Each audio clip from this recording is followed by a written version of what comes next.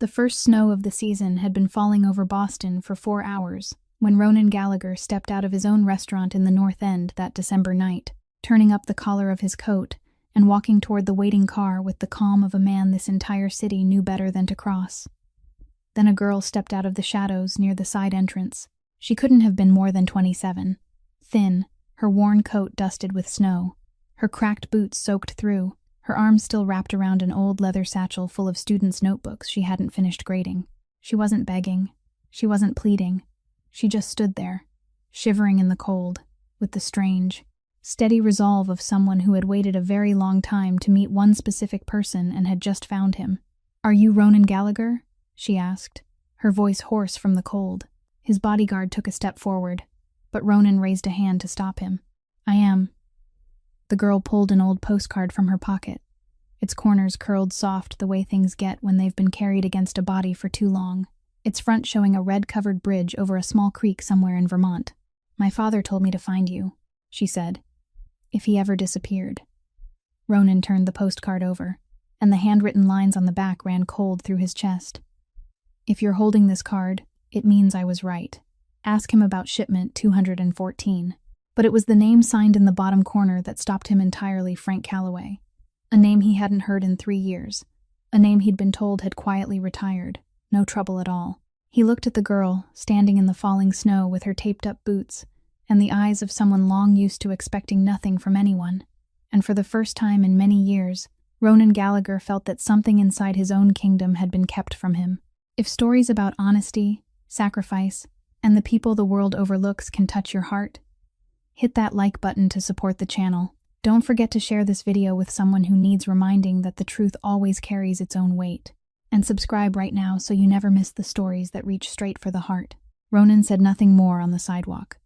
He merely tipped his head toward the far end of the street, where a small bar he owned had gone dark long ago, and Tessa understood that it was an order, not an invitation. She followed him without a second of hesitation, because she had spent 10 full days searching for this man, and she wasn't going to turn back now. The bodyguard unlocked the door, then remained outside like a shadow. Inside, it was dark and warm, with the scent of old wood and roasted coffee still lingering in the air. Ronan pulled out a chair for her with an almost courteous gesture, then walked behind the counter himself, switched on a single lamp, and brewed a cup of hot coffee, with the surprising ease of a man everyone assumed knew only how to order other people to do such things. He set the cup down in front of Tessa. She wrapped both hands around it, and Ronan saw that her fingers were trembling, no longer entirely from the cold, but from something that had been held back for far too long and was only now beginning to allow itself to break free. He sat across from her without haste and placed the postcard on the table between them like a piece of evidence. She said her name was Tessa Calloway, a second-grade teacher at a public school in South Boston. He gave a single nod, fixing the name in his memory, then let the silence stretch just long enough for her to understand that he was waiting for the rest. "My father has been completely missing for 10 days, Tessa said, and her voice broke on the word missing, as though hearing herself say it aloud for the first time was what finally made it real. Not one phone call, not one message, not a single trace. His phone became a dead number that very night.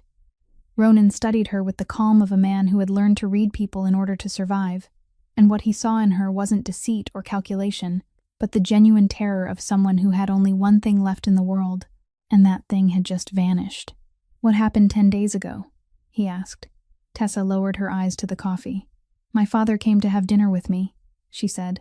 "For the past 3 years, he's been working far away and only managed to come home once in a while, each time for just a few hours before leaving again. That night, he was happier than usual.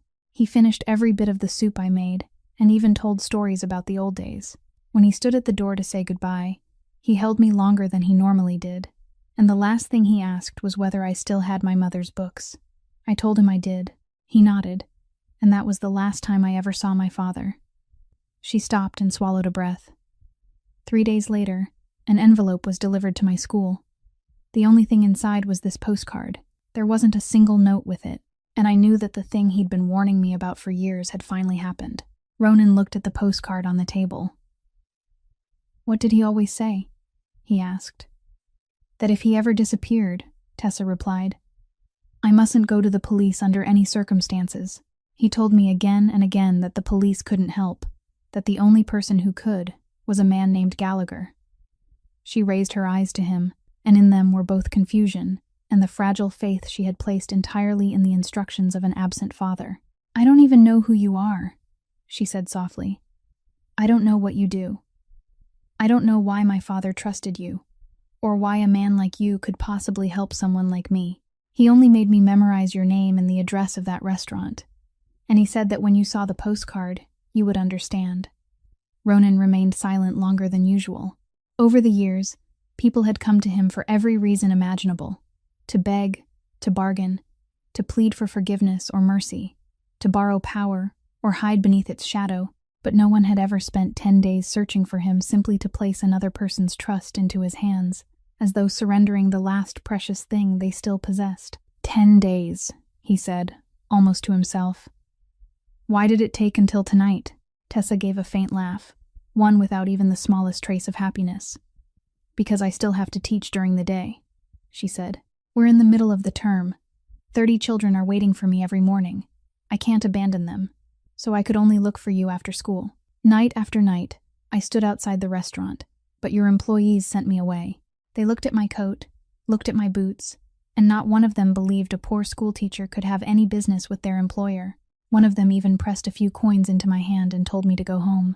She said it without resentment, merely recounting a fact that had become far too familiar, and it was that quiet, matter-of-fact tone that made it heavier than any complaint. "By the 4th night, I realized you never left through the front entrance. I saw that the car was always waiting at the corner beside the side door. So after that, I waited there instead. Tonight was the heaviest snowfall, and it was also the night you finally came out."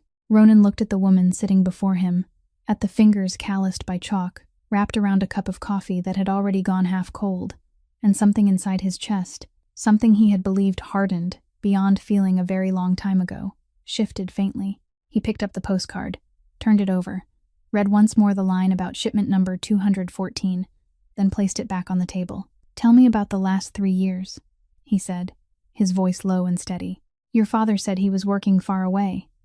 Did you ever notice anything unusual?"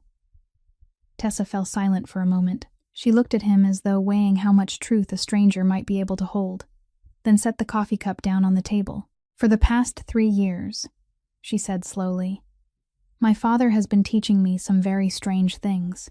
He began with small things," Tessa said, "things so small that at first I didn't realize they were lessons. He told me never to take the same bus route to school 2 days in a row. If I took one route today, I had to choose another tomorrow, even if it was farther, even if I had to wake up half an hour earlier. He taught me how to look into the rearview mirrors of cars parked along the curb to see whether anyone was behind me, how to stop in front of a store window and pretend to study something on display, so I could watch the reflection and see whether anyone stopped when I did. He told me that if I saw the same face in 3 different places on the same day, it wasn't a coincidence."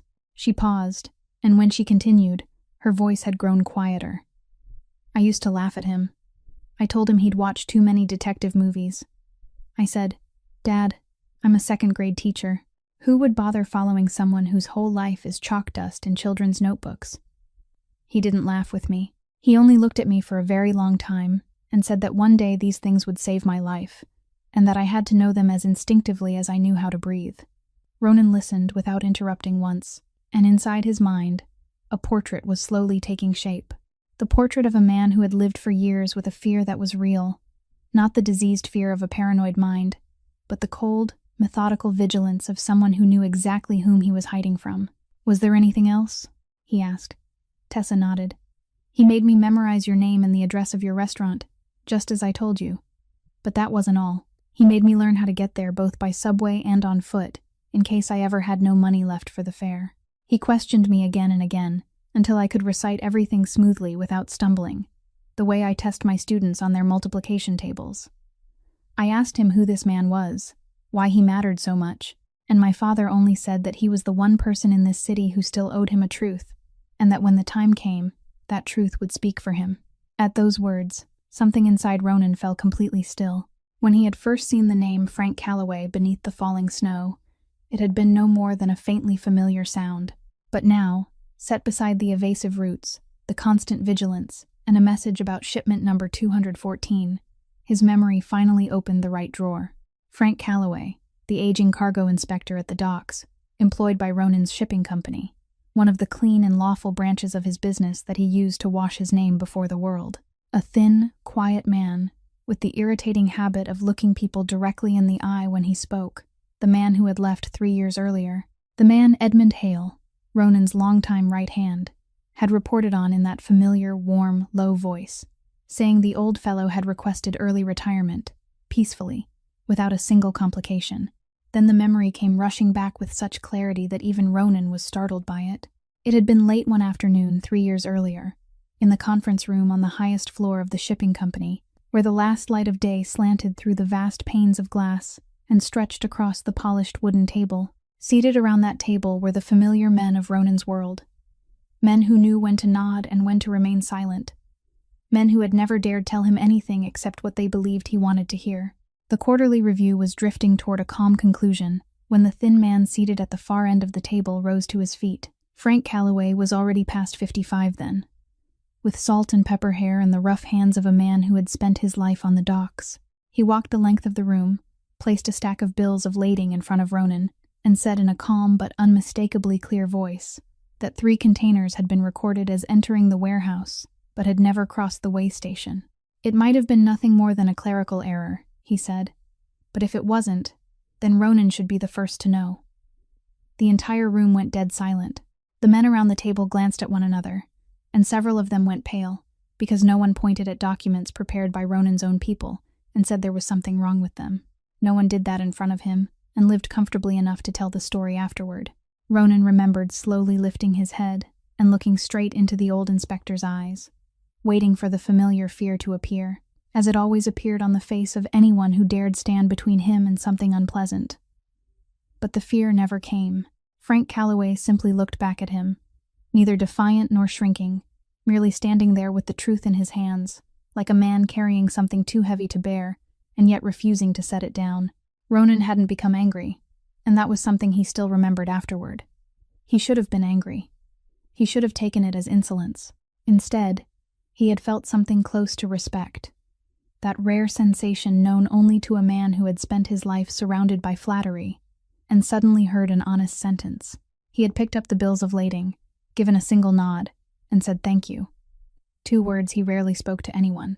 Then, as with everything else in his world, he handed the matter to the man he had always trusted with such things. He gave the file to Edmund Hale and told him to investigate, to determine whether the aging inspector was right or wrong.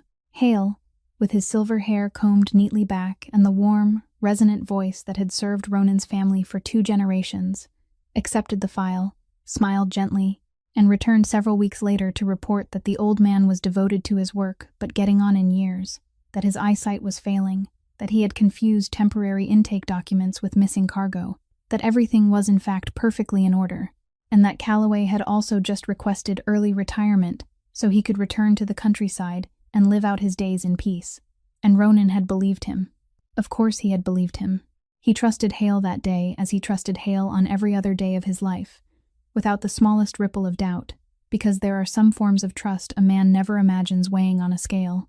Now, sitting in the darkened bar across from the old inspector's daughter, Ronan realized that he had never seen Frank Calloway again after that meeting, and he had accepted the man's sudden disappearance without asking a single question. He, Ronan Gallagher, the man the entire city believed saw everything that happened within his own kingdom, had allowed a human being to vanish as quietly as breath.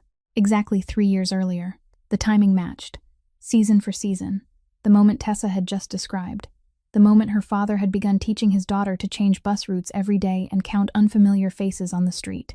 Ronan rose and walked toward the dark corner of the bar where the light couldn't reach, then took out his phone and called a number he didn't need to search for in his contacts.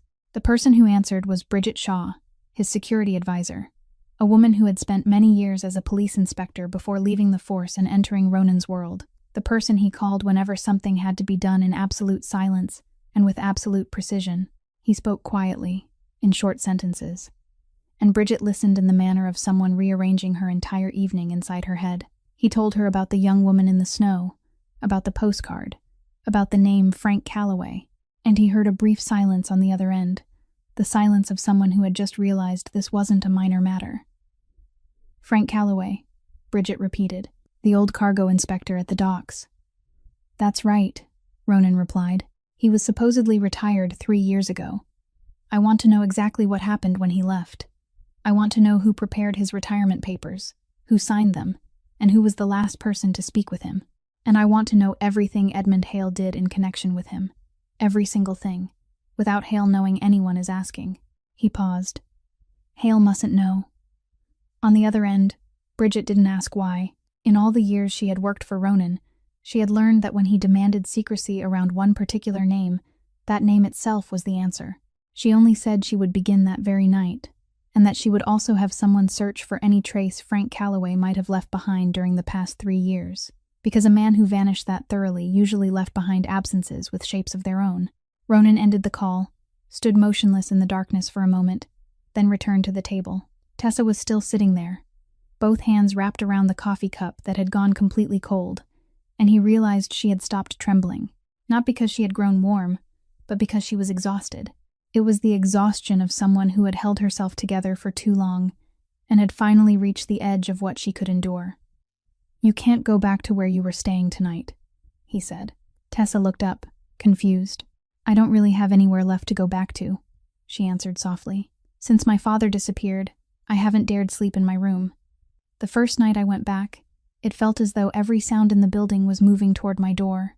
I lay there listening to the elevator going up and down until nearly dawn, and then I understood that I would never be able to sleep there again. So ever since then, I've stayed at the school after work. I grade papers until late at night, fold my coat into a pillow, and leave while it's still dark, before anyone arrives. No one knows," she added, as though trying to reassure him that she felt safe there because it was the only place in the city that still belonged to her, the only place where she knew every door. "It's just that the school is so quiet at night, quiet enough that I can hear the clock ticking on the wall, and some nights I start crying simply because I miss the sound of another human voice." She told him all of this in the steady tone of someone describing an ordinary routine, as though it were the most natural thing in the world for a 27-year-old teacher to have nowhere left to return to fold her coat into a pillow and hide from her own fear in silence. And it was that calm voice that reached Ronan more deeply than any tears he had ever witnessed.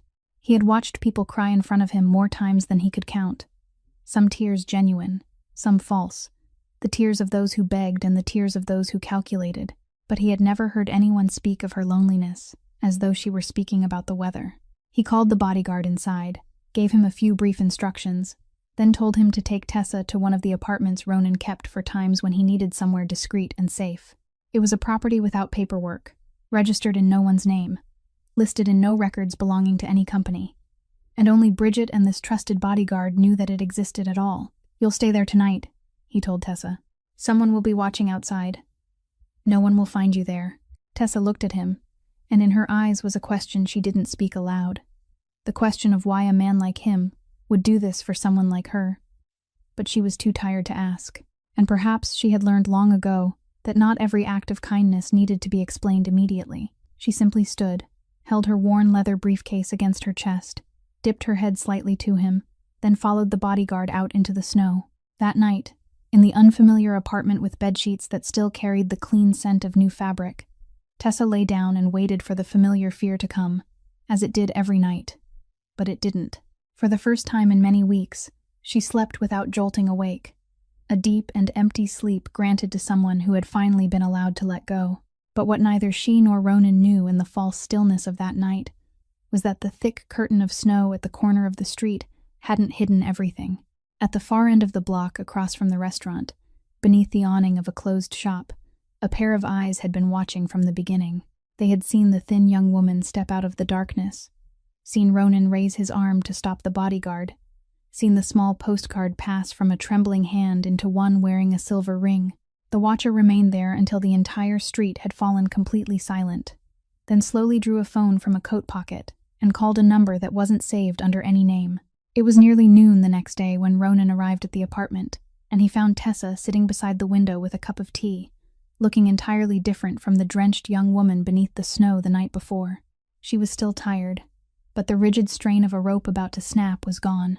Resting on her lap was an old book with a faded cloth cover, its spine stitched back together with clumsy but sturdy lines of red thread, and when he entered, she quickly gathered it against her chest with both hands. The purely instinctive gesture of someone protecting the most precious thing she owned, Ronan noticed. He noticed everything, but he didn't ask about it at once. He sat in the chair across from her, asked whether she had slept well, and Tessa nodded, saying it had been a very long time since she had slept like that. Then, perhaps because of the quiet in the room, perhaps because for the first time someone was willing to sit still and listen, she began to speak. This time, it wasn't about escape routes or invisible shadows, but about something much farther away. "My mother died when I was only 6, she said. "I was so young that I can barely hold on to a single complete memory of her. All I have left are faint fragments, the smell of old paper from the pages of books, and the sound of her voice reading to me every night. She read me stories before bed from this same book, one after another, and whenever she came to the story I loved best, she always slowed down because she knew I would make her read it again. After her mother died," Tessa said, "her father became everything she had." She continued in that steady voice, carrying equal measures of gratitude and pain, explaining how he had taken responsibility for her, as though he had taken hold of the very purpose of his life. "He worked 2 shifts at the docks," she said. "Some weeks, I only saw him at breakfast.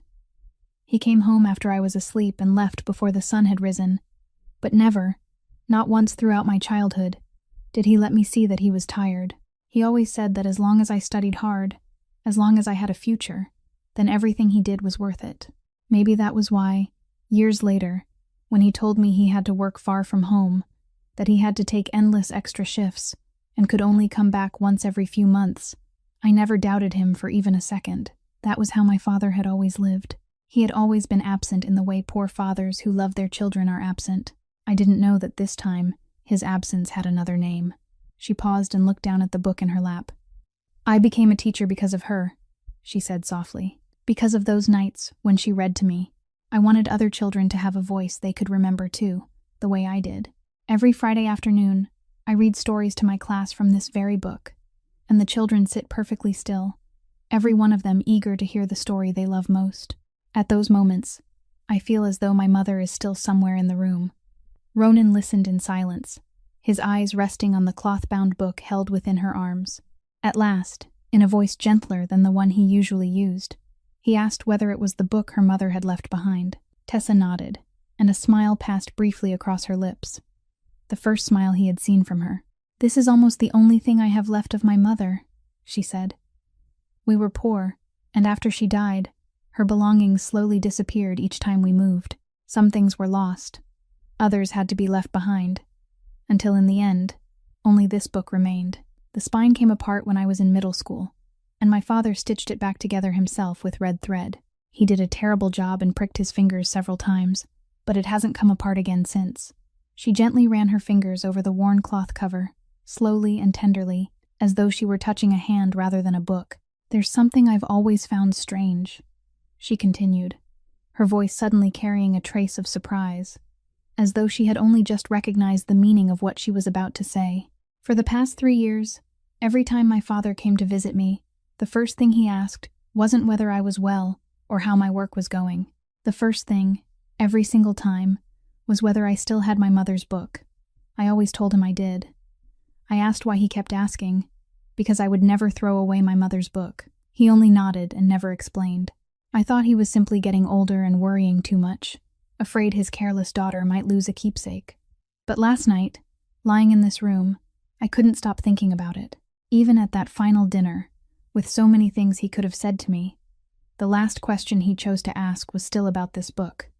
Ronan didn't answer, but something inside him had shifted, faintly, like the door of a room closed for years being nudged open by a draft. He looked at the woman before him holding her dead mother's book of fairy tales as though it were part of her own body, saw the tenderness with which she protected an old object that wasn't worth a cent in his world, and a vague question, still shapeless and without a name, began to kindle somewhere in his mind, because after a lifetime spent among secrets, among things concealed and things disguised, Ronan Gallagher had learned something few people ever did. When a careful man like Frank Calloway spent 3 years repeatedly insisting that one particular object was the most precious thing in the world, reminding his daughter so often that the question became the first greeting of every visit.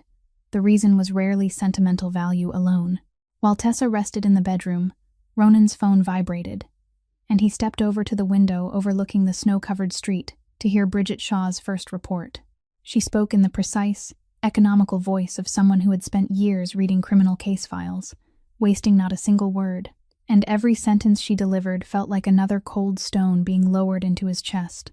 Frank Calloway's retirement file, she said, had been personally prepared and approved by Edmund Hale. It hadn't passed through human resources or any intermediate department, something almost unheard of for a cargo inspector working at the docks. The documents listed a generous severance payment, generous enough that anyone glancing at the file would believe the old man had left peacefully and on good terms. But when Bridget's people traced the money, they discovered that it had never been received. The account listed for the payment didn't exist. The recipient's confirming signature, under close examination, had been traced from another signature. In other words, the entire file had been constructed for one purpose alone, so that anyone curious about Frank Calloway's disappearance would open it, nod, and close it again. Ronan listened in silence, his fingers tightening slightly around the phone. "But that isn't the most important part," Bridget continued, and her voice slowed by half a beat. That half beat, he had learned, was the sign of truly bad news. While reviewing her contacts, her people had discovered that for the past 3 years, a professional team of manhunters had been operating quietly throughout the city.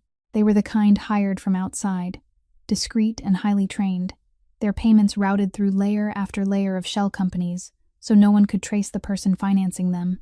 And the sole target of that entire operation, unchanged for 3 years, was a man named Frank Calloway. "They never caught him," she said. "The old man was far better than they expected, but they were patient. And throughout those 3 years, they kept watching one person, his daughter.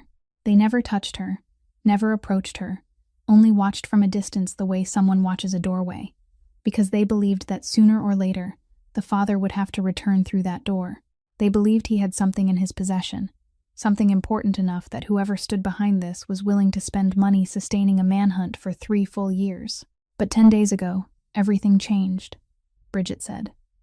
Frank Calloway vanished completely from their sight. He disappeared in a way that caught even that experienced team unprepared, and from that moment on, the only remaining thread leading to whatever they were searching for became the young woman sleeping in the room behind you. "They won't keep their distance anymore," she said quietly. "To them, she has just become the most valuable thing left." Ronan remained motionless beside the window for a long time after Bridget finished speaking. Outside, the snow continued falling steadily across the rooftops. His city still lay before him, white and peaceful. The city people claimed couldn't lose a single leaf without Ronan Gallagher knowing. Yet at its very heart, for 3 relentless years, a manhunt had been taking place. A machine fed with dirty money, turning steadily beneath his eyes, pursuing an aging cargo inspector and watching a schoolteacher, and he hadn't known. Not because he lacked eyes and ears, because someone had been standing between him and them. Someone close enough to know exactly where the view had to be blocked, powerful enough that no one dared question him, and skilled enough to hide everything so completely that not one ripple had reached Ronan in 3 years. Ronan's anger didn't flare. It did the opposite. It cooled, hardening into something transparent and sharp as ice. The kind of anger anyone who understood him knew was 100 times more dangerous than shouting. He stood there as the pieces inside his mind began turning and locking into place with cold precision. The person behind this believed Frank carried the evidence with him, which was why they had spent 3 years hunting the father while leaving the daughter untouched, using her as a waiting trap. But if that was true, if the thing they wanted had remained in Frank's possession, then why had the old man spent 3 years repeatedly reminding his daughter about one particular book? Ronan slowly retraced every word Tessa had spoken, and a line of reasoning began to unravel inside him, like a knot loosened by pulling the correct end of the cord. A man careful enough to teach his daughter to change bus routes every day. A man who had anticipated even his own death so thoroughly that he had prepared a postcard and a name for her to seek out, would never carry the most dangerous thing with him through 3 years of running, where it could disappear with him at any moment. Nor would he ever give it to his daughter in a way that allowed her to know she possessed it, because he understood something only people who had lived in fear could truly understand. Someone who didn't know what she was carrying couldn't reveal it under any threat. His daughter's ignorance was the armor he had placed around her. Then where would he hide it? He would hide it inside something his daughter would never throw away, something she would protect through every move, every hardship, and every passing year, something bound to her by a thread stronger than fear itself. And in that instant, Ronan saw clearly once more the gesture Tessa had made that morning, both arms quickly gathering the cloth-bound book against her chest, her fingers stroking the worn cover as though touching the hand of someone long dead. And the vague question within him that had possessed no name the night before suddenly took shape with chilling clarity. "Do you still have your mother's book?" The first question of every visit for 3 years. The final question of their final dinner. Ronan turned away from the window, walked back into the living room where Tessa, newly awake, was sitting beside the table, and said in a quiet voice that made her lift her head at once, "The thing we need to find has been inside this room from the very beginning."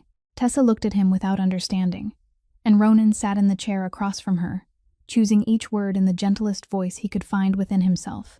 He told her that the people who had watched her for the past 3 years hadn't done so by chance, that they believed her father possessed something capable of destroying the person behind them, and that he was beginning to believe the thing they wanted hadn't been in her father's hands as they assumed, but had been in this very room all along, held in her arms without her ever knowing it.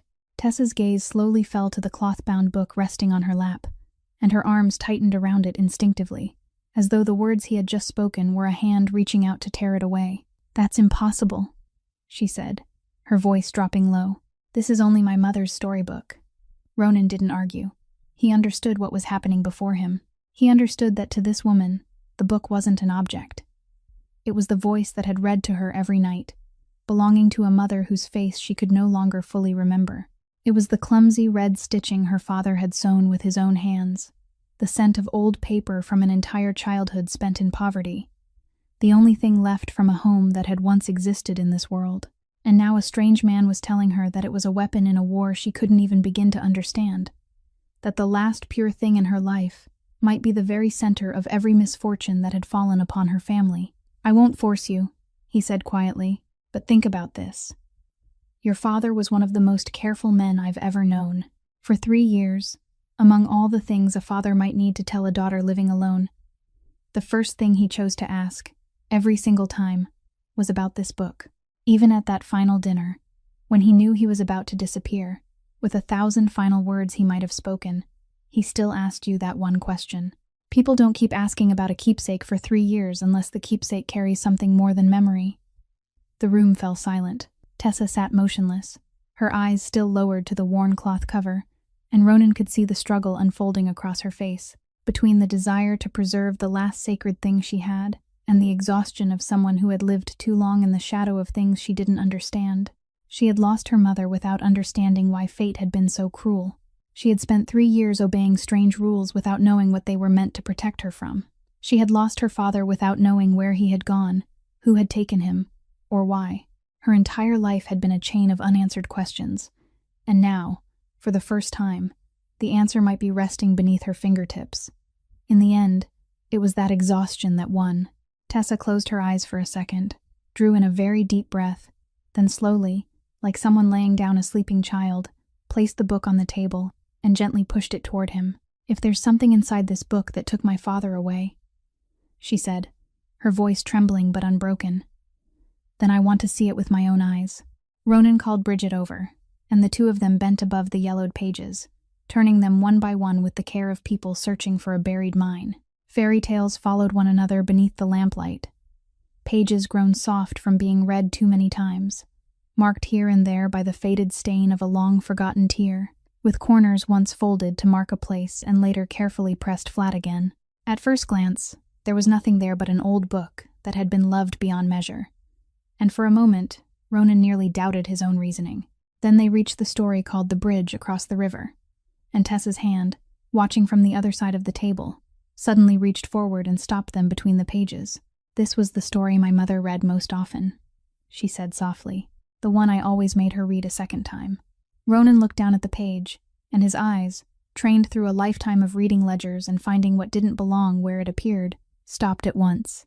Along the margins, mingled among the printed lines, small numbers had been written in pencil, faint and delicate, looking at first like the sort of reference notes readers often leave beside a passage. But the handwriting didn't belong to the same age as the book. It was newer, sharper, and unusually orderly, the perfectly even script of someone who had spent a lifetime keeping records, someone accustomed to writing numbers so clearly that no one could ever mistake them. Ronan tried turning to the pages indicated by the numbers, but none of them matched. Some were even larger than the total number of pages in the book. He looked up at Tessa. "Did your father ever say anything about the numbers in this book?" Tessa frowned and searched her memory, and then her eyes suddenly widened. "Yes," she said slowly, as though each word were returning to her from a very distant place. "He used to joke about that. He said I had to memorize every number in my mother's book, and that if I got even one digit wrong, it would make him terribly sad. I laughed and told him, 'Dad, it's a storybook. There are hardly any numbers in it to memorize.' He only smiled and didn't say anything else. I thought he wanted me to remember the stories, to remember my mother." Her voice faded until it disappeared completely, and in the eyes she lifted toward Ronan, the truth slowly opened, like light entering a room that had been sealed for years. "He wasn't talking about the fairy tales, was he?" she whispered. Ronan slowly shook his head. Bridget had already taken out paper and a pen, and she copied every number in the exact order in which they appeared along the margins, from the first page to the last page of the bridge, across the river, then stood motionless, studying the completed sequence on the white sheet. "I recognize this format," she said quietly. "I've seen enough of them to know. The first group is a box number. The second is an access code. This belongs to a private vault service, the discreet kind used by people who don't want anything connected to a bank, where entry is granted through an electronic code, and no identification is required."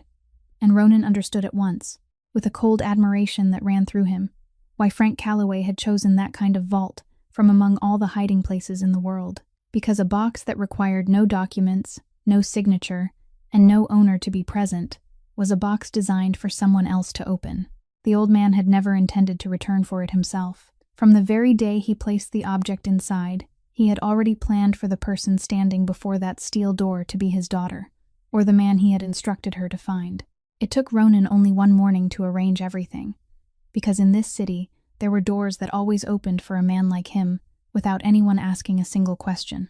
The private vault was located inside a gray stone building in the financial district, an old structure with heavy columns and the solemn air of places that had guarded other people's secrets for hundreds of years, places where anyone entering instinctively lowered their voice, without knowing why. The vault manager led the three of them through two steel doors, down a narrow staircase, and into an underground chamber, where rows of metal boxes covered the walls from floor to ceiling. Bridget read out the box number. The manager entered the electronic code Tessa had copied with her own hand from the pages of her mother's book, and somewhere within the wall of steel came a dry, precise click. The box was drawn out and placed on the metal table in the center of the room. The manager confirmed that it had been rented 3 years earlier, paid for in cash for 10 full years, under a name that both Ronan and Tessa immediately recognized as false, a name so ordinary it was nearly invisible. Then he quietly left the room and closed the door behind him. Only 3 people remained inside the sealed chamber: Ronan, Bridget, and Tessa, who stood close to the edge of the table, with both hands tightly clasped together, because she understood that whatever lay inside that box was the thing that had taken her father away, the reason for 3 years of hiding, for bus routes changed every day, for fear that had become as familiar as breathing. Ronan looked at her, then silently stepped back half a pace and gave the moment to her. "Your father left it for you," he said. "You should be the one to open it." Tessa placed her hand on the lid. Her fingers remained there for a long time, as though she were touching a door that, once opened, could never be closed again. Then she drew in a deep breath and lifted the lid. For that instant, no one breathed. There was no gold inside the box, no money, nothing that glittered. Only 2 objects lying side by side against the cold metal. The first was a small USB drive, no larger than the tip of a finger, silent and so tiny that it seemed almost absurd to think that something so insignificant could be what people had hunted for through 3 relentless years, something powerful enough to erase a man from the life of his only daughter. The second was a thick letter, 6 pages folded neatly together, covered from beginning to end in careful, even handwriting. Tessa looked at the letter, and she recognized the handwriting before she could even pick it up. "It's my father's," she whispered, and the sob escaped without sound. Only her shoulders trembled as tears rolled down in silence, the tears of someone who had refused to let herself cry for 10 days, so she would still have enough strength to keep searching, and who now, standing before pages marked by the hand of her missing father, was finally allowed to break. Bridget gently lifted the USB drive and held it in her palm as though it were fragile. She said quietly that it had to be taken to the analysis team at once, that whatever it contained, the first thing they needed to do was copy it and secure it somewhere safe before anything else could happen, because something people had hunted for during 3 full years was also something they would do anything to destroy. But Ronan barely heard her. His eyes had already been drawn to the letter, to the first line revealed as Tessa unfolded the pages with trembling hands, because the letter began with his name. To Mr. Gallagher, 3 words written carefully at the top of the page, and there was something in those words that tightened his chest, because they had been written with a certainty that was almost chilling, the certainty of a man who, 3 years earlier, had sat beneath some lamp in some hiding place, and written these lines with absolute faith that one day they would end up in these exact hands, inside this exact vault, precisely as everything was happening now. The old man had foreseen it all. He had calculated that his daughter would find Ronan, that Ronan would trace the trail to the book, then to the numbers, then to this steel box, and that the person who read these pages wouldn't be Tessa, but him. Ronan pulled a chair closer and sat beneath the yellow light of the vault, and in the breathless silence of the 2 women, he began to read what the aging cargo inspector had left behind, the truth the man had traded his entire life to hide there, concealed behind the pattern of pages in a book of fairy tales. And the first line of the letter, written directly beneath Ronan's name, contained only a single sentence. Shipment number 214 was only the first thread. The voice in the letter was calm and precise, without a wasted word or a trace of self-pity. The same voice that had once risen in a room filled with men who knew only how to nod. "If you are reading these words," Frank wrote, "it means I am no longer there to tell you myself, and it also means that at last you have chosen to look at what you should have looked at 3 years ago. I am not writing to blame you. I am writing so that you will know the truth, because you are the only man left with enough power to do something about it." Ronan continued reading, and line by line the letter opened before him, the part of the story whose existence he had never known during those 3 years. Frank wrote that after the meeting, he hadn't stopped searching. The discrepancy he had pointed out that day, 3 containers recorded as received but never weighed at the station, had stayed beneath his skin like a splinter in the palm, because a man who had spent his life on the docks comparing physical cargo against paperwork understood that goods didn't simply evaporate, and that behind every dishonest number, there was always a hand that had arranged for it to lie.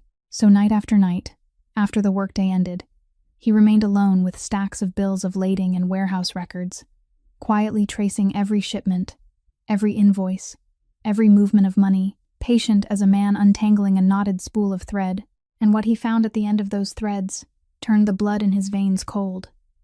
The 3 containers weren't an error. They were one small link in a vast network that had been operating smoothly for years. A network of phantom shipments that had never reached the port but were received on paper, released on paper, and paid for with real money.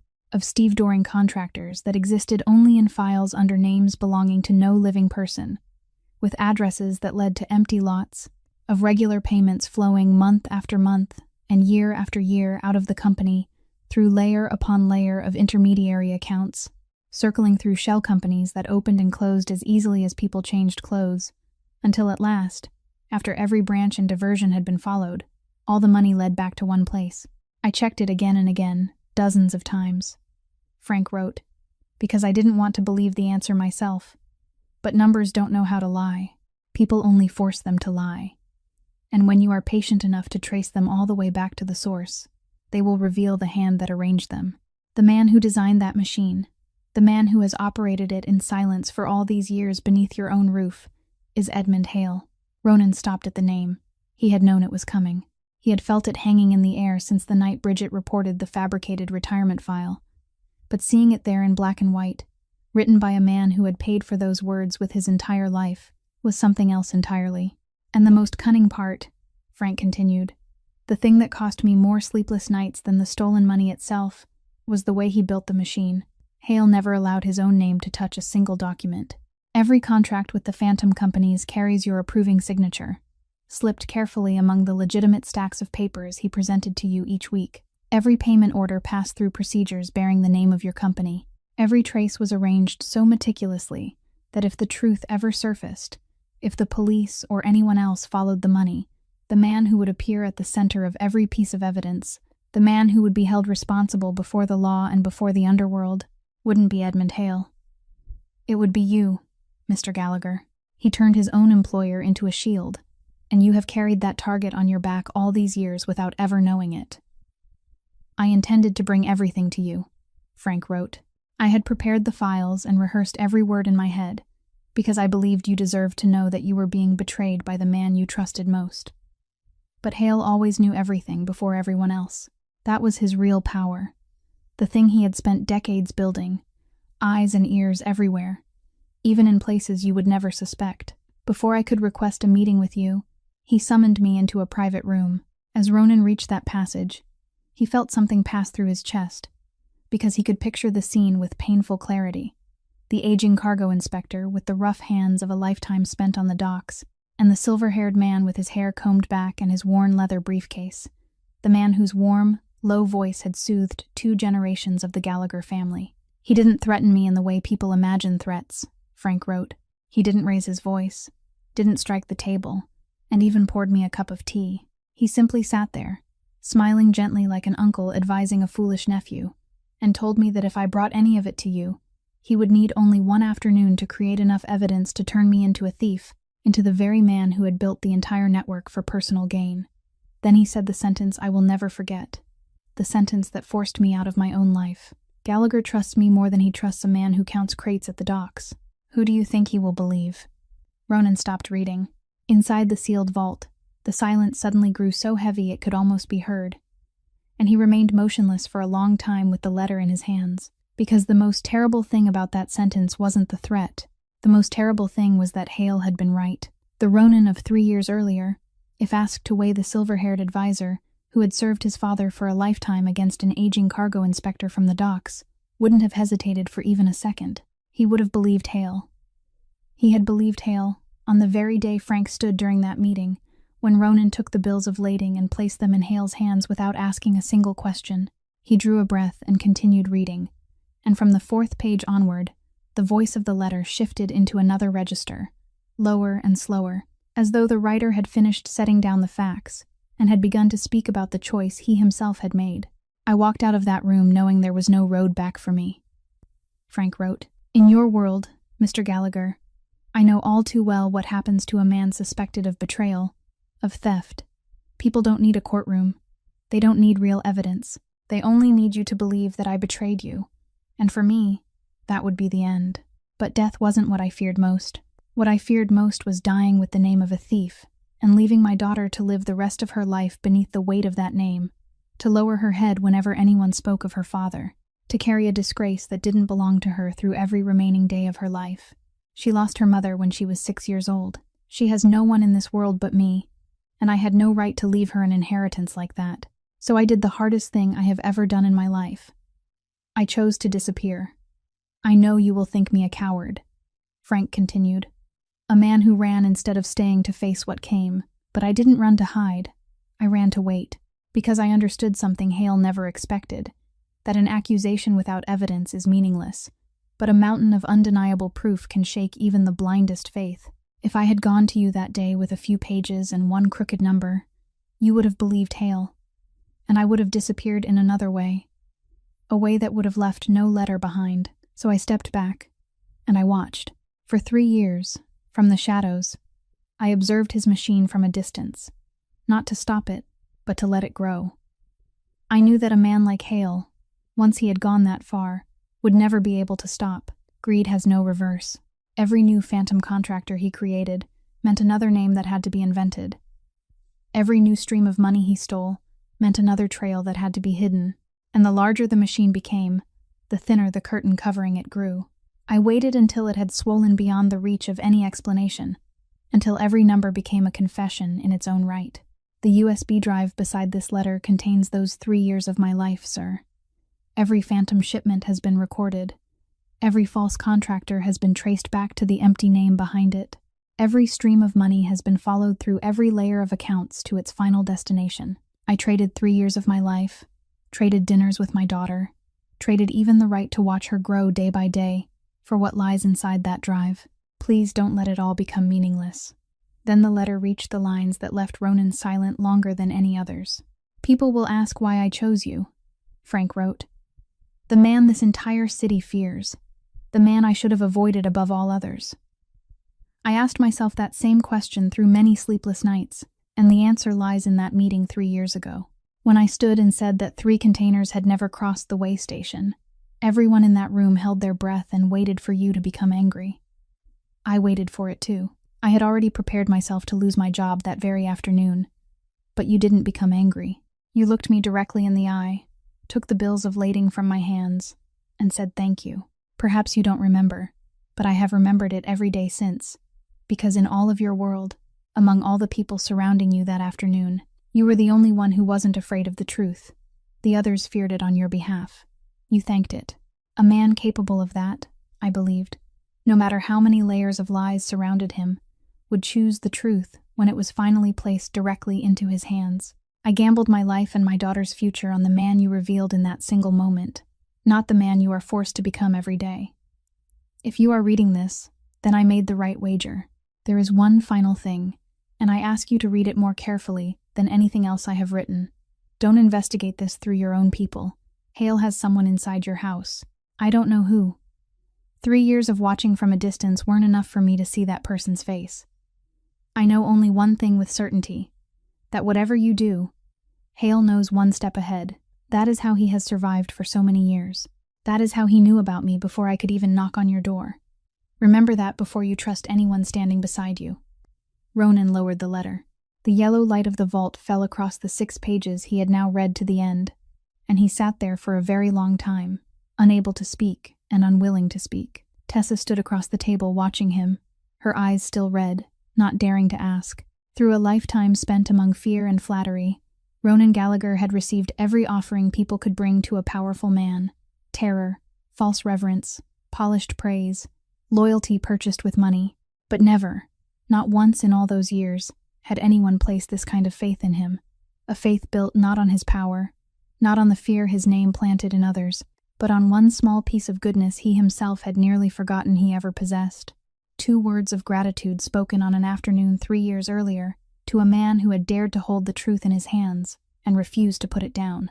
The USB drive was placed in the hands of Ronan's private analysis team that very afternoon. A small group of people who worked in absolute silence, were loyal to him alone, and never asked why, people whose existence even Edmund Hale knew nothing about. Because Ronan had assembled them many years earlier for matters that couldn't be allowed to pass across any desk within the company. Frank's final warning in the letter kept him from taking any risk, and for the first time in his life, when entrusting something to others, Ronan personally selected every face, escorted them into the sealed room himself, and locked the door behind them with his own hand. They worked without pause for days inside that room, comparing every line of data Frank had left behind against the company's real records, tracing every shipment, every invoice, every intermediary account, and what gradually emerged across walls covered from end to end with documents left even the most seasoned among them silent.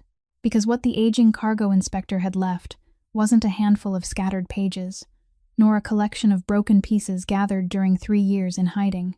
It was a complete map, meticulous down to the smallest detail, charting Edmund Hale's entire machine from its roots to its highest branches.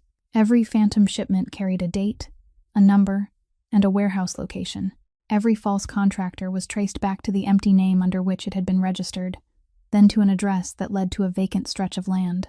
Every stream of money was followed through every layer of accounts, marked where it divided, where it rejoined, where it changed shape, all the way to the final point where every branch converged. No outsider could have created a map like that. Only a man who had spent his entire life on the docks, who knew every number in this company as well as the lines in his own palm, and who had devoted 3 years with nothing left to lose, could have possessed that kind of patience. But what turned the room cold wasn't the scale of what had been drained away, though the total, once written down, was large enough to make the person holding the pen stop halfway through. What silenced everyone lay somewhere else.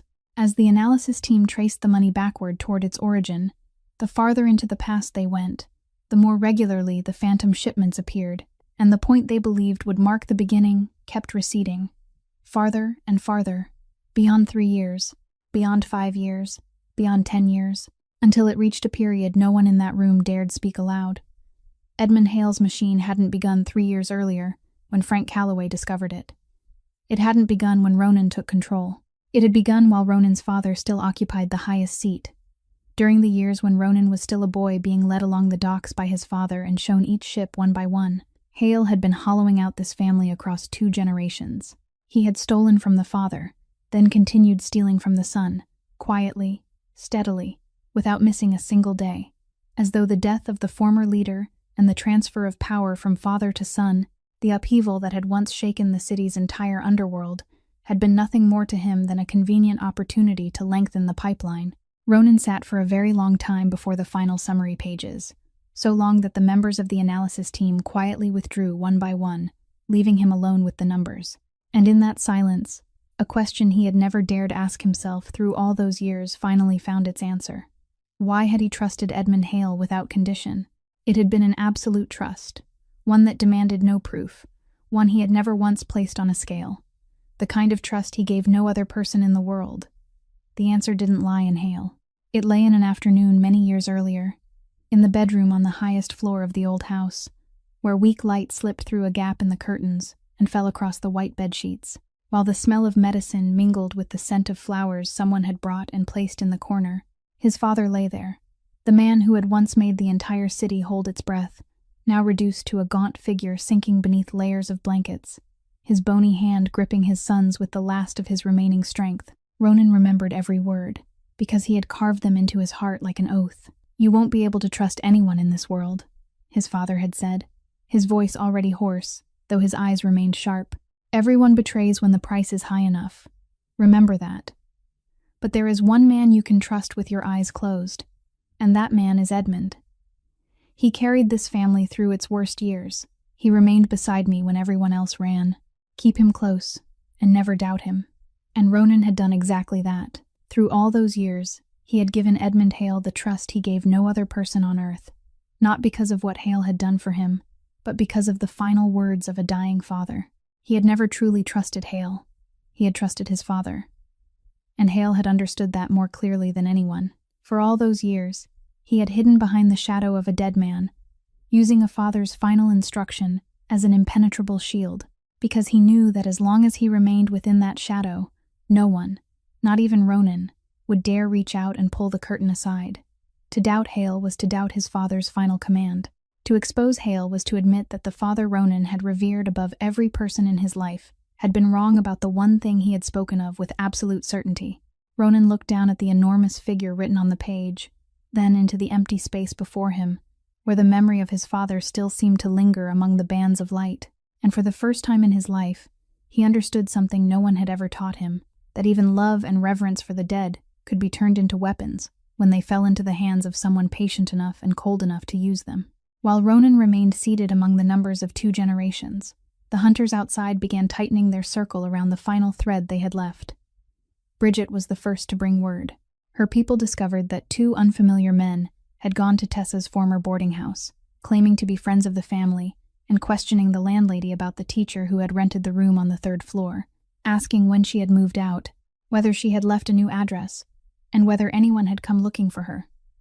The landlady knew nothing she could tell them, but their visit meant they had begun to move. A few days later, Bridget's people noticed an unfamiliar car parked near the bus stop in the evening, following one of Tessa's fellow 2nd-grade teachers all the way home, patient and discreet, the kind of surveillance used by professionals tracing every relationship in order to find someone who had vanished from every familiar address.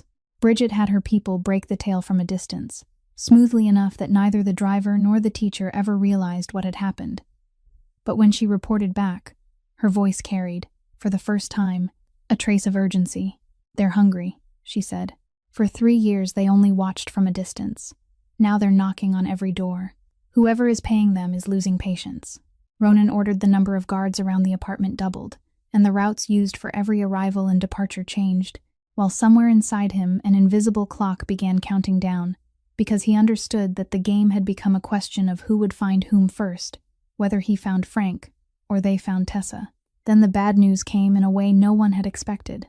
On a gray afternoon, Bridget entered carrying a file and wearing an expression Ronan had never seen on her before, and she placed a copy of a state police report on the desk.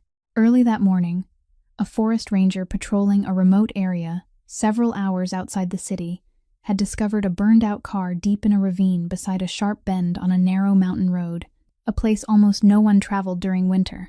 The fire had died days earlier, and snow had settled over the blackened frame. No one was inside the vehicle, but wedged beneath the seat, police found an old leather wallet that had survived the flames, and inside it were identification documents bearing the name Frank Calloway, along with a partly burned suitcase lying several yards from the car, containing several sets of men's clothing. The report said police were treating it as an abandoned vehicle case, and suspected that the owner might have been injured by the difficult terrain, perhaps escaping the car only to become lost in the forest during severe weather.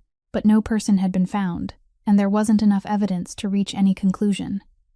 To an ordinary reader, those dry administrative lines described only an unresolved case. But to Tessa, when Ronan was forced to tell her because she had the right to know, the objects spoke for themselves. The old leather wallet her father had carried since she was in elementary school, the papers bearing his name, the suitcase filled with the clothes of a man on the run, a burned car at the bottom of a ravine during the very days he vanished from her life. She didn't scream. Perhaps screaming would have been easier for everyone around her. She only stood completely still for a long time, one hand gripping the back of a chair as though the floor had suddenly tilted beneath her feet, then asked, in a voice so faint it was nearly inaudible, "Have they found my father?" When Bridget gently shook her head, Tessa gave one very slow nod, asked to be excused, went to her room, and closed the door. In the days that followed, Tessa moved through the apartment like a shadow.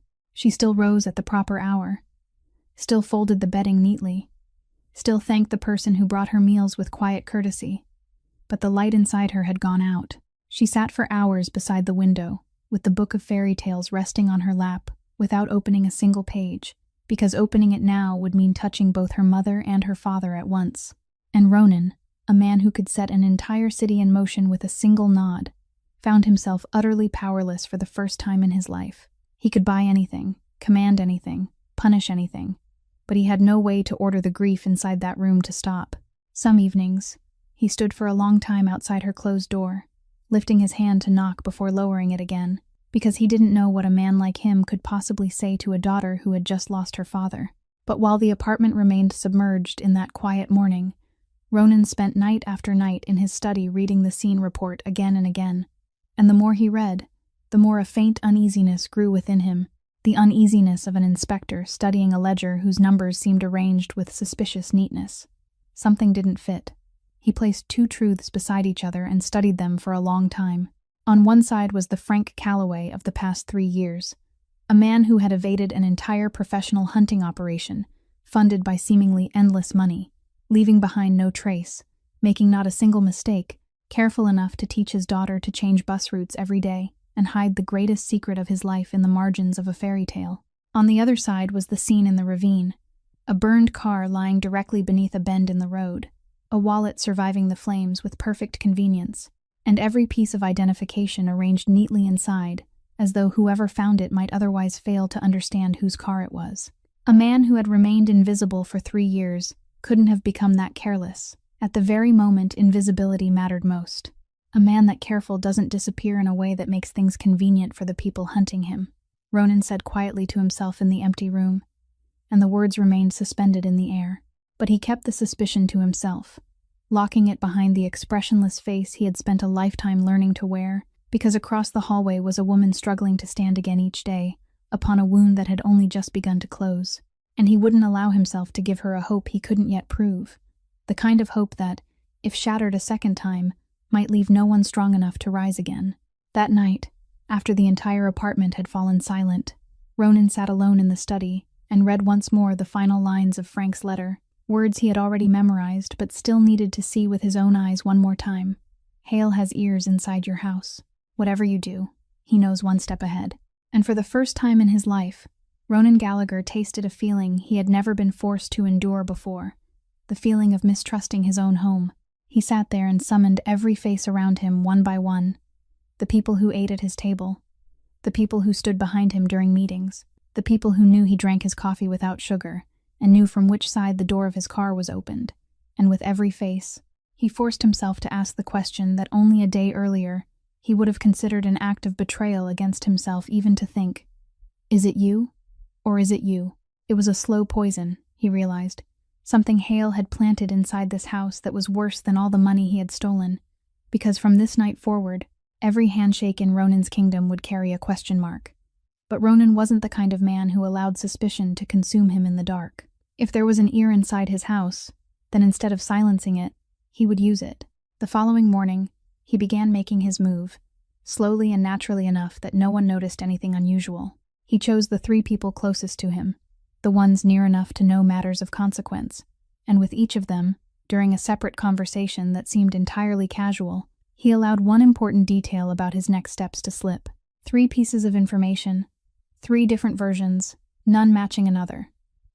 To the first person, he mentioned an upcoming meeting with a federal attorney at a downtown hotel.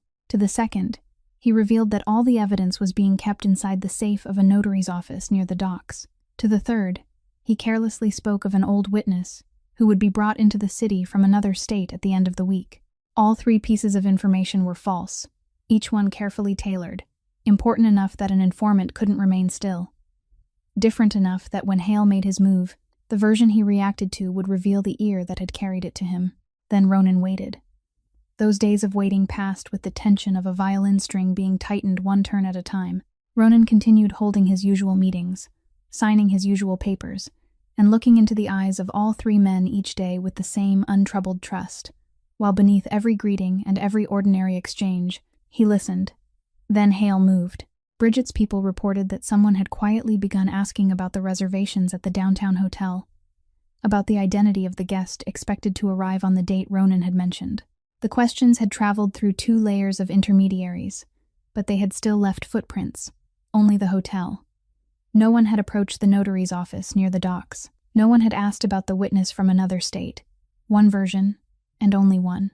Ronan sat in silence when Bridget read the name attached to that version, and in one of those rare moments when his control showed the slightest fracture, the hand wearing the silver ring tightened against the surface of the table. It wasn't the bodyguard who had followed him for 10 years. It wasn't the old housekeeper. It was the young financial manager, the boy Ronan had taken in when he was still a bright but penniless accounting student, the one he had educated, employed, given a place in the world, trusted and supported as though he were a younger brother, the one Ronan had intended only the week before to place in charge of the real estate division as well. Hale's ear hadn't been standing outside the gate. It had been sitting at the dinner table. Bridget watched his reaction and said in the calm voice of someone who had questioned 100 traders that this explained everything that had troubled her for so long. He sees the money and the paperwork, she said. Every unusual expense, every movement in your accounts passes before his eyes. So Hale knew you were investigating, but he isn't part of the security circle. He doesn't know about the unregistered properties or the people without names.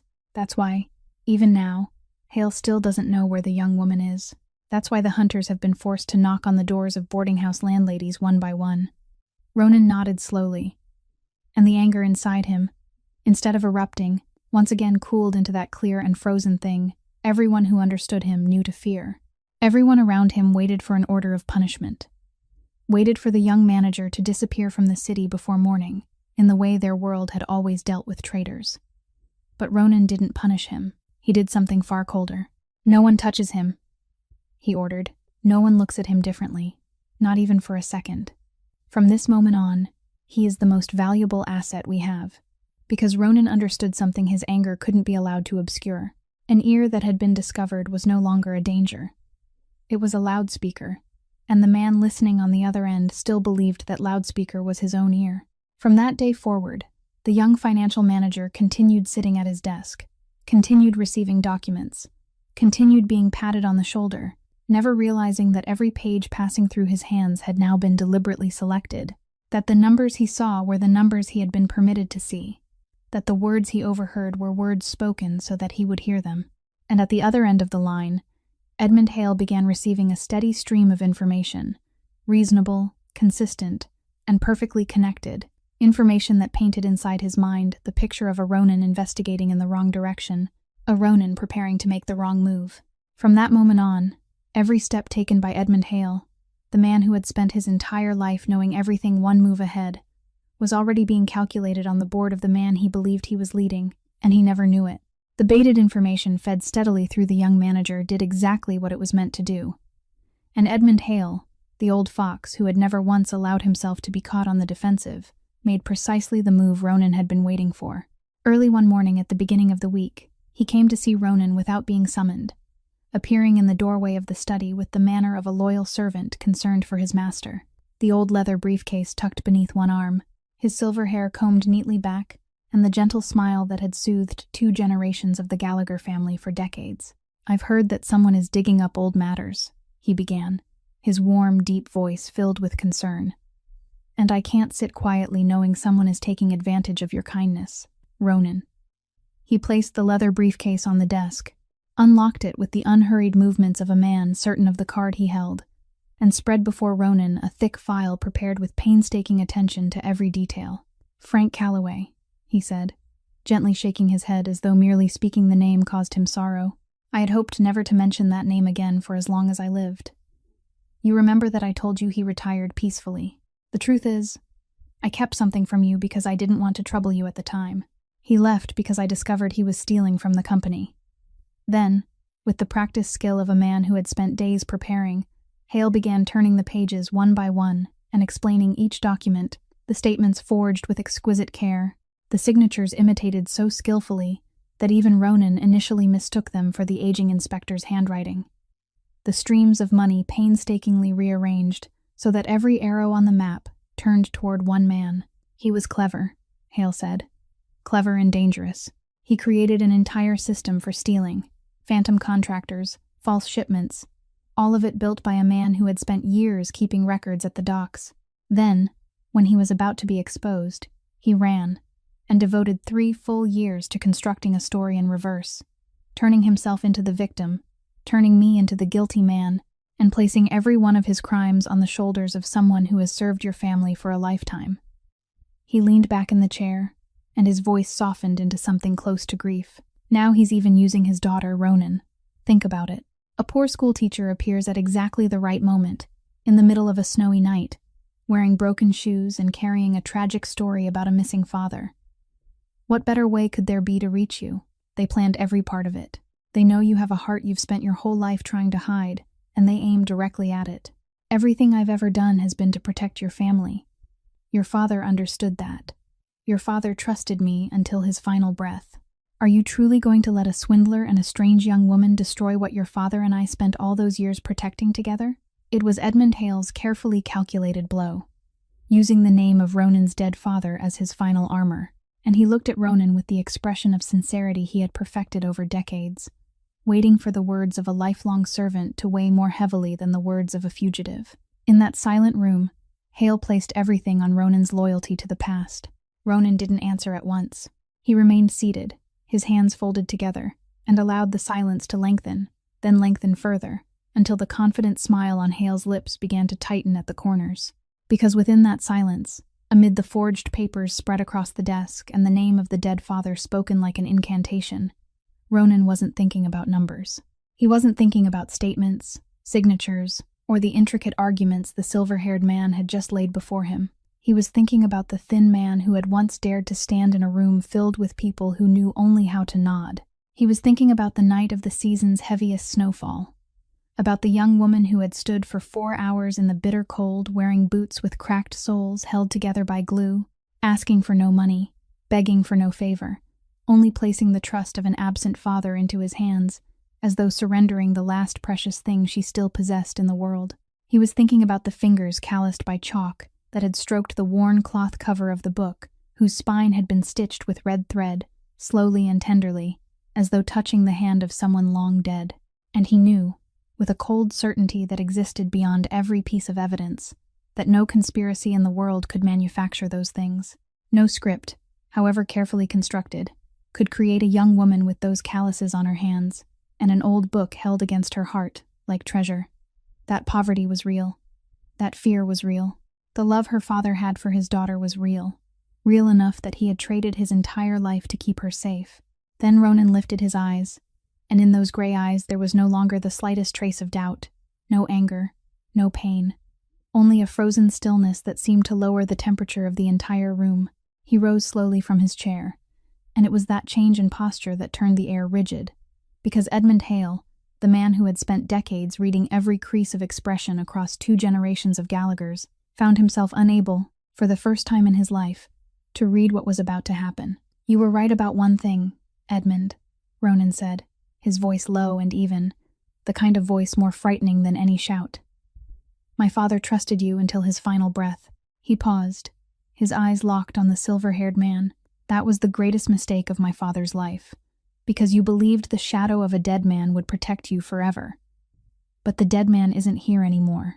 There is only me." The smile vanished completely from Hale's lips, and he opened his mouth to speak. But Ronan had already turned his head and signaled toward the door. Bridget Shaw entered in silence like a shadow and placed another file on the desk, directly over Hale's forged documents, a file 3 times as thick. And this time, every page inside it was real. Ronan opened it slowly and turned the pages one by one before the man who had served his family for a lifetime. And each page revealed another piece of the machine Hale had spent his entire life building. "Phantom shipments," Ronan said, each word falling like a drop of ice water.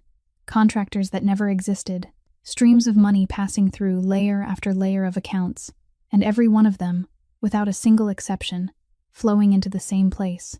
The cargo inspector you believed you had disposed of neatly 3 years ago spent all 3 of those years rebuilding everything, one thread at a time, until there wasn't a single dark corner left for you to hide in." Hale looked down at the pages, and the face that had become so skilled at concealment could no longer preserve its calm. But Edmund Hale hadn't survived among the most dangerous men in the city for decades only to collapse like an exposed servant. The old fox retreated into his final corner, and from that corner he played a card no one in the room had anticipated. He slowly straightened in his chair, smoothed the front of his coat, and when he looked up, his voice was no longer gentle. It was naked and cold as the bottom of a well. "Do you think I sat in this position for all these years without preparing for this day, Ronan? You touch me, and by tomorrow morning, a complete file bearing your original signature on every phantom contract and every false payment order will be sitting on the desk of a federal prosecutor. Not copies, originals. I began preparing it 20 years ago, before you ever sat in that chair. Every paper I ever placed before you for a signature. Did you ever read them all? Of course you didn't, because you trusted me, just as your father trusted me." He smiled, and that smile was colder than the threat itself. "We sink together, Ronan. You choose." The air in the room froze. Bridget remained motionless beside the door, because in a single instant, they all understood the terrible truth those words had exposed, that through all those years, every signature Ronan placed beneath a document Hale handed him had been another knot tied into the noose Hale had saved for this exact day, that the trust of 2 generations had been woven into the very trap now hanging around the neck of the living man. 1 second, 2 seconds. Then Ronan did something that made Hale's smile harden. He didn't falter, didn't turn pale, didn't step back. He only turned the file on the desk to its final page, slowly, almost leisurely, rotated it, and pushed it toward Hale. "You should have read this page before placing your wager, Edmund." On that page was the analysis Frank Calloway had left on the USB drive, verified line by Ronan's private team, a complete dissection of the very file Hale had just used as a threat. Every contract bearing Ronan's signature was listed, and beside each document were the digital timestamps extracted from the storage system, electronic seals that couldn't lie, proving that the documents had been backdated, altered years after the dates printed on their faces, and produced in batches during the same periods when Hale had been alone with his computer. The aging cargo inspector had even marked every contradiction in advance, every place where a genuine signature had been grafted onto a forged document, with the meticulous care of a man checking a warehouse ledger. Hale looked down at the page, and his hand, a hand that hadn't trembled in decades, began to tremble slightly. The final card he had guarded for 20 years had been rendered useless 3 years earlier by a man he believed he had erased from the board. "You didn't lose because I was better than you, Edmund," Ronan said, and there was no triumph in his voice, only the cold truth. "You lost because 3 years ago, a man who counted cargo at the docks saw through you all the way to your final move." The room sank into silence after those words, a silence so heavy that even the snow striking the window could be heard. And when Ronan spoke again, His voice had shifted into another register. It was no longer the voice of a man arguing, but the cold calculation of a man pronouncing sentence. I could end this in the way our world has always ended. Matters like this, he said. You know that better than anyone, Edmund. You have lived in this world long enough to know by heart the ending reserved for men like you, and perhaps, somewhere inside yourself, you are waiting for it, because it is swift, it is clean, and it grants you one final mercy, that you won't have to live long enough to see what remains.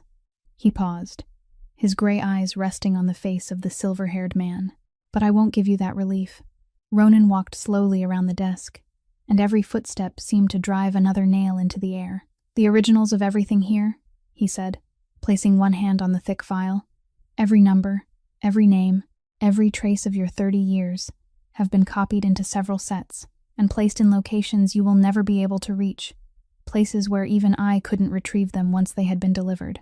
As long as you remain alive and silent, they will remain silent too. And this is what you will do in exchange for that silence. You will disappear from Boston. Not next week, not next month, but before the snow outside has time to melt. You will leave with truly empty hands. You won't take a single cent of the money you drained from my father and from me over 30 years. Every account, every asset you accumulated under every name. My people already have the list, and all of it will be taken back to the final dollar. You will live the rest of your life as a shadow. Without power, without property, without a name to hide behind, because the shadow that once sheltered you no longer exists. And if you touch that young woman, her father, or anyone standing beneath my protection, even once, even with nothing more than a phone call, then everything you have done over 30 years will be placed on the desks of people with enough power to turn the remainder of your life into hell. And believe me, Edmund, I know exactly where to send it. Ronan stopped directly before him, close enough to see the age spots on the bowed forehead. You will live, Edmund. But every day that remains to you, every morning you wake in some unfamiliar town, you will know that your life rests in my hands. That is your sentence. And in the minutes that followed, the room witnessed something no one had ever imagined they would see.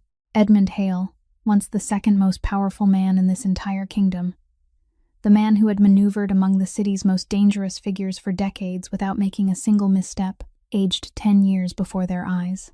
The shoulders beneath his perfectly pressed suit sagged, his fingers curled against the desk, and a lifetime of cunning, a mind that had calculated every move across 2 generations, now searched desperately and found no move left to make. There was no shield left to raise, no name left to invoke. His final card had been burned 3 years earlier by a man who counted cargo, and the only person who had ever been able to protect him had long been buried beneath the earth, carrying his stolen faith with him. Hale looked up at Ronan one last time, and behind his glasses there was no longer cunning, not even hatred, only the deepest bitterness of a man who had finally understood that the shadow he had hidden behind for so many years had vanished, that the son he believed still bound by a dying father's final words had cut the rope with his own hands. Then, without another word, Edmund Hale rose, left the old leather briefcase on the desk, and walked out of the room. Out of the building, out of the world he had clung to like a parasite for an entire lifetime, carrying nothing with him but the crushing silence of a man who had lost everything and was still required to go on living. That same day, the young financial manager was summoned to the study, and when he came back downstairs, his face was white as paper. No one struck him. No one raised a voice. Ronan merely placed before him the evidence of the inquiries surrounding the downtown hotel, gave him 1 night to leave the city and follow his true master, and spoke only 1 sentence. I once intended to place part of my entire legacy in your hands, and that is what you will carry with you and think about for the rest of your life. That night, after everyone had gone and the building had fallen quiet, Ronan sat alone in the study and took from a drawer the postcard bearing the red bridge, the object that had begun everything on that snowy night. The machine built over 30 years had been shattered. The traitor had been cast out of the kingdom. The young woman in the apartment was safe. But on the back of the postcard, the handwritten lines remained, and now that every other question had found its answer, only one final question was left. The question of the man who had written them, the burned car in the ravine, the wallet containing every identification document, the disappearance arranged with perfect neatness. Ronan turned the postcard between his fingers, studying the red wooden bridge spanning the narrow stream on the worn face of the card, and a quiet but unshakable belief grew steadily within him that the man who had seen through Edmund Hale all the way to his final move, the man who had calculated even the path that would lead his daughter to this exact door, was still somewhere out there, waiting to answer it. The next morning, Ronan knocked on Tessa's door, and this time he didn't lower his hand. He sat across from her beside the window, placed the scene report on the table, and did what he had spent many nights considering. He gave her his suspicion, slowly and honestly, promising nothing, because she had already lost too much to be protected by silence, and because she deserved to know, even though this hope might shatter one more time. He showed her every inconsistency, the wallet that had survived the fire with suspicious convenience, the identification papers so complete they seemed to have been arranged for whoever found them, the kind of mistake a man who had remained invisible for 3 years could never have made. Tessa listened without missing a word, both hands clenched together in her lap, and when he finished, she didn't cry as he had feared she might. She sat there for a long time, then reached for the postcard bearing the red bridge that Ronan had placed beside the report, and suddenly she went completely still. "This bridge," she said softly, her voice trembling as something returned from the deepest place in her memory. "I thought my father had chosen some ordinary scenic postcard, but he didn't. This is a bridge in Vermont, where my family once went during the fall when I was 4 years old, the only trip the 3 of us ever took before my mother became seriously ill. I can't remember my mother's face, but I remember that bridge. I remember the sound of the water beneath it. I remember my father carrying me across on his back, while my mother walked beside us laughing. He used to speak of it and say those were the happiest days of his life." She looked up at Ronan, her eyes bright between 2 lines of tears. "No one in the world knew about that except the 3 of us. If my father wanted to tell me he was still alive, that he was waiting somewhere safe, he would have chosen this exact place." And in that moment, Ronan understood that Bridget's entire network of seasoned sources, the professional hunting machine sustained by endless money for 3 years, all of it had been defeated by one daughter, because there are doors that can't be opened with money or power. They open only with the memories of a family, something no machine in the world can buy. Ronan decided to drive himself, a decision that stunned everyone around him, because it had been many years since he had driven beyond the city alone, without a convoy of vehicles and guards. But he understood that this journey had to be made that way, without an escort, without a bodyguard, only one man going to meet another man.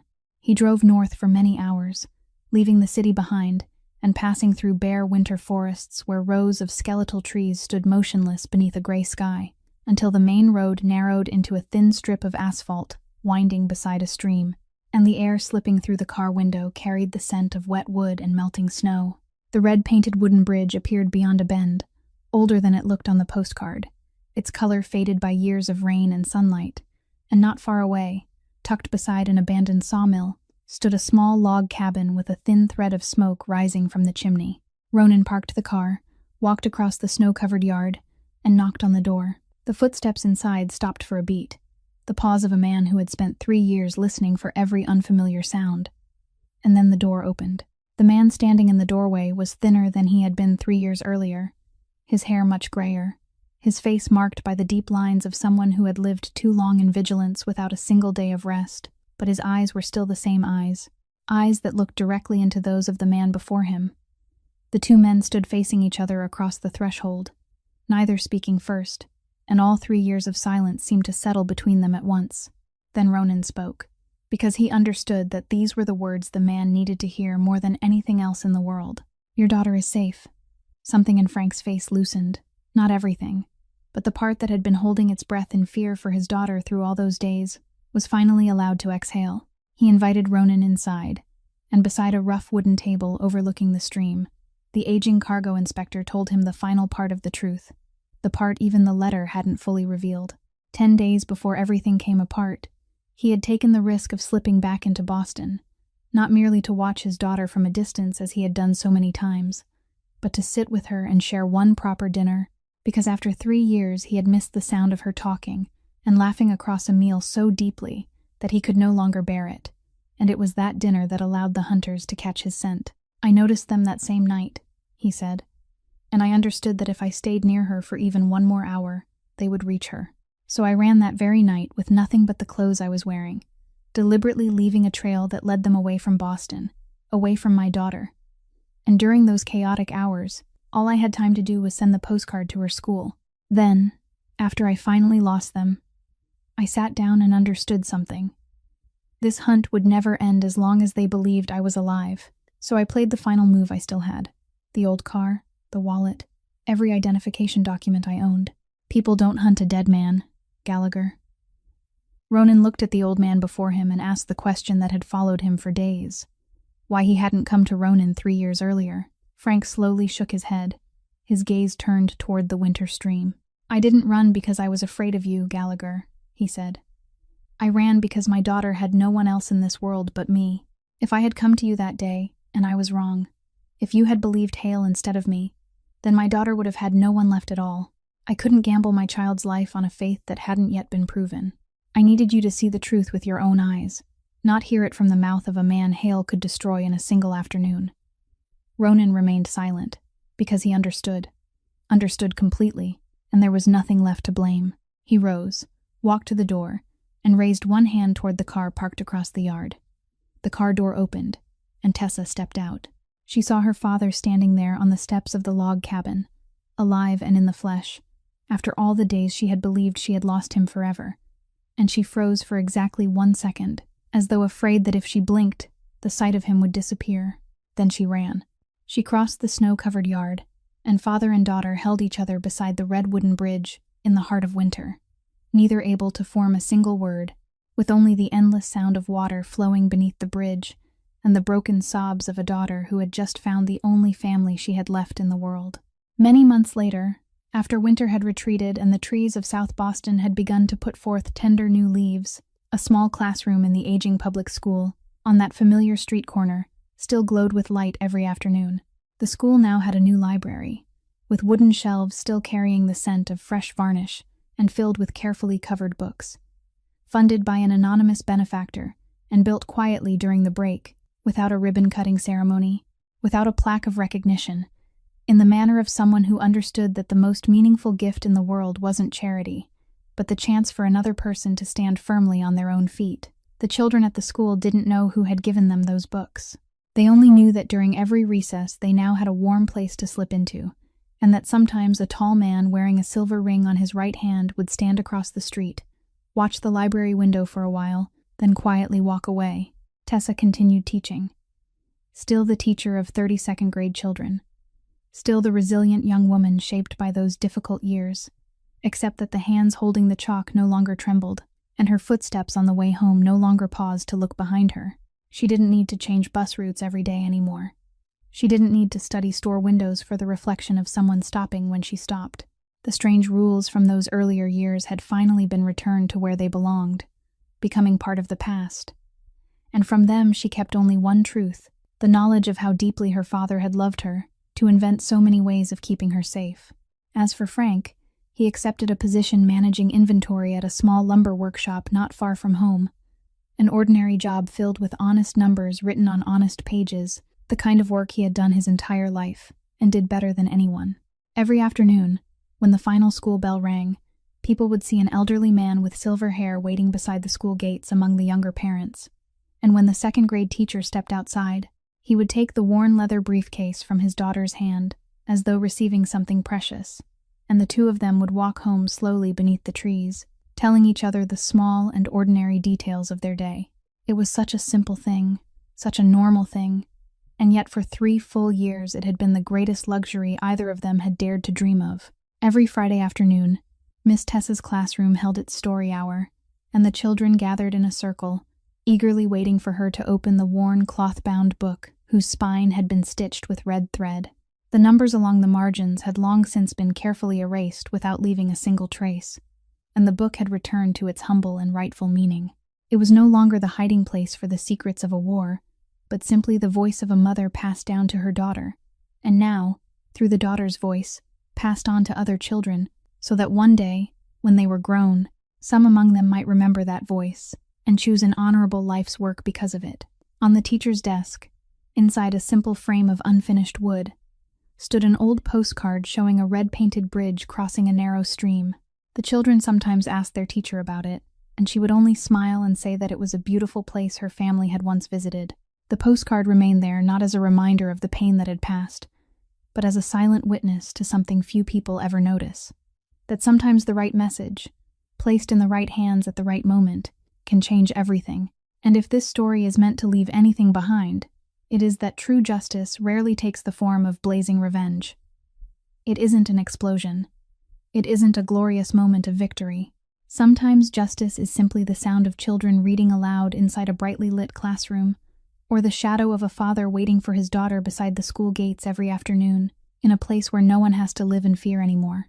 A poor teacher wearing boots held together with glue and an aging cargo inspector from the docks, people the world would normally pass without even turning to look, proved to be the most honest and courageous people in this entire story, more courageous than those who held power and wealth in their hands. Their dignity didn't lie in possessions or status, but in the honesty of their hearts, in the choice they made to hold on to the truth even when holding it meant losing everything.